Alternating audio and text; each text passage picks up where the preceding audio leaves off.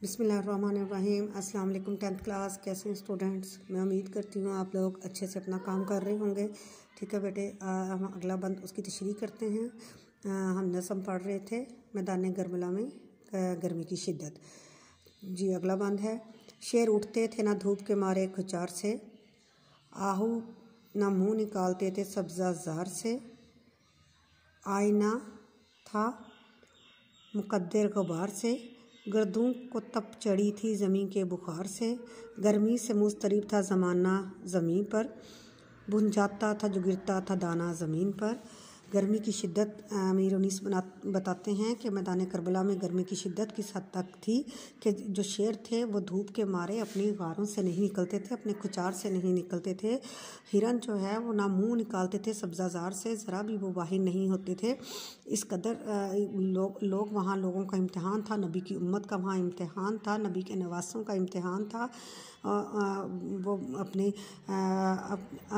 इस्लाम को बचाने के लिए वो ये सारी आजमाइशों से गुज़र रहे थे कि शेर जो धूप में यानी जानवर तक छुप गए थे, लेकिन ये इंसान का इम्तिहान था। इंसान ही जो था उस पर ये आजमाइशें, ये मुसीबतें जो आई हैं उस पर नबी के नवासों ने उसमें अपनी जान की बाजी लगा दी कि यहाँ इस हद तक गर्मी की शिद्दत और तपश को बताया गया है कि शेर जो थे वो अपने गारों में छुप के बैठ गए। हिरन जो थे वो सब्ज़ाज़ारों से नहीं निकलते थे।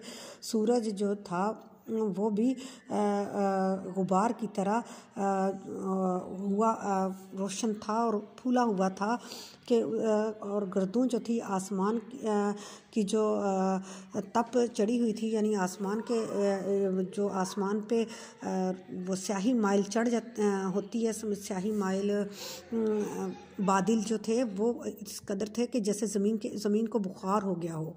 ये इस हद तक गर्मी थी। गर्मी से यानी बेचैन था ज़माना ज़मीन पर। लोग जो थे वो गर्मी की शिद्दत की वजह से बेचैन हो रहे थे। बुन जाता था जो गिरता दाना ज़मीन पे कि गर्मी की शिद्दत इस कदर थी, इस कदर हरारत थी, तपश थी कि जो भी ज़मीन पे चीज़ गिरती वो उस दिन वो इस तरह का इम्तिहान था कि ज़मीन की शिद्दत, ज़मीन को भी इंतहा की गर्मी हो गई थी कि जो चीज़ भी ज़मीन पे गिरती वो उस मिसाल में कि इतना ही गर्म थी ज़मीन कि वो दाना भी ज़मीन पर भुन जाता था।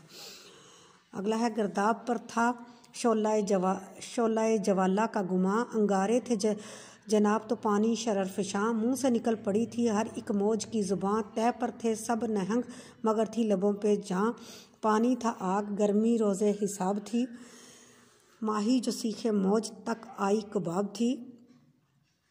यानी गर्दाब जो पानी का चक्कर था,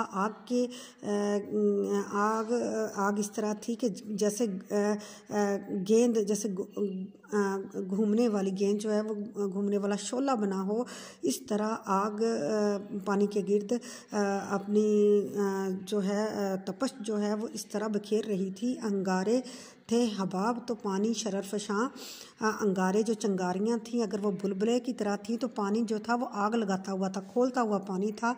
मुंह से निकल पड़ी थी हर एक मौज की ज़ुबां, हर लहर की ज़ुबां मुंह से निकल रही थी, गर्मी फैला रही थी।